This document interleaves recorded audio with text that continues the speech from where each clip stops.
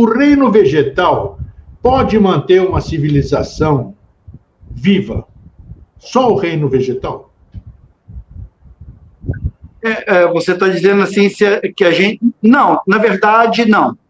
Porque seria... O que sucede o reino vegetal? Ele é suporte para o reino animal.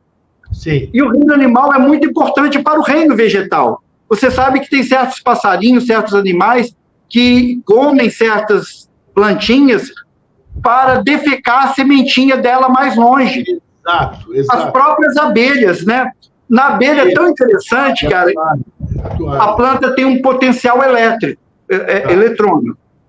E quando ela abre a flor e produz néctar e pólen, ela emite um sinal eletrônico, como um sinal de rádio mesmo. E as abelhas captam esse sinal. A abelha voando está com uma carga negativa e a plantinha estática está com uma carga positiva.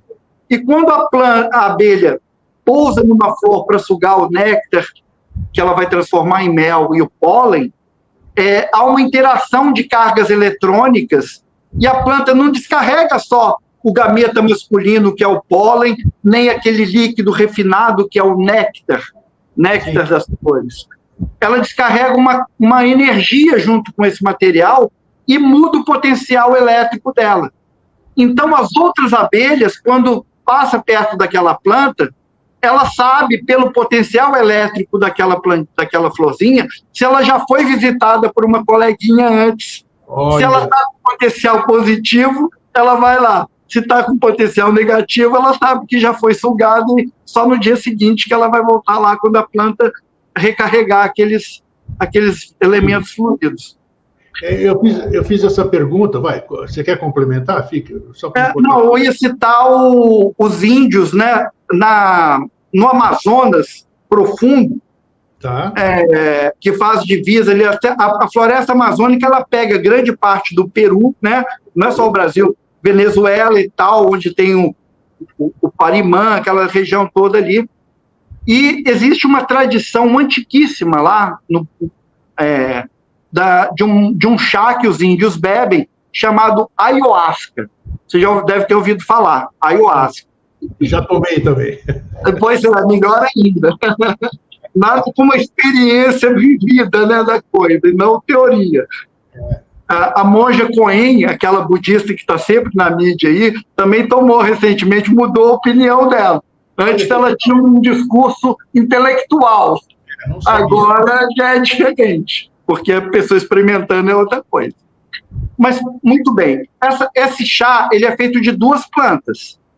Um cipó, que é o mariri, e uma folha de um arbusto, que é a chacrona. Chacrona, isso. Agora, a chacrona, ela tem um princípio ativo chamado DMT, dimetiltriptofano, uma coisa assim. É uma molécula que hoje em dia os cientistas chamam de molécula do espírito. Ela não está presente só nessa planta. Ela está muito distribuída na natureza e ela é uma modificação de um aminoácido muito importante para o reino animal, para o ser humano, que é o triptofano. Mas essa planta, ela pega o triptofano e acrescenta outras coisas nele e produz o DMT, que é a abreviação do nome dessa molécula, que a química tem aqueles nomes complexos, complicados.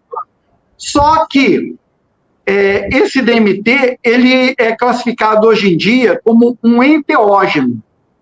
Ele produz a mesma coisa que um hormônio da nossa glândula pineal. A glândula pineal também produz o DMT, mas quantidades muito pequenas e, principalmente, ela aumenta essa atividade só em 2 momentos da vida do ser humano. Quando a gente nasce e quando a gente morre. Pois bem, a chacrona tem o DMT, mas existe uma enzima no nosso fígado, no nosso estômago, que quebra essa molécula e não permite que ela chegue até o cérebro. Agora, tem uma outra planta que bloqueia essa enzima do nosso fígado de maneira que o DMT possa usar. Como que naquela infinidade de plantas os índios foram descobrir que só aquelas duas que fornecem a combinação para que o DMT possa atingir o seu cérebro e produzir um processo de alteração de consciência. Inexplicável isso aí. Inexplicável. Estatisticamente, isso não existe, não tem a possibilidade nenhuma de testar.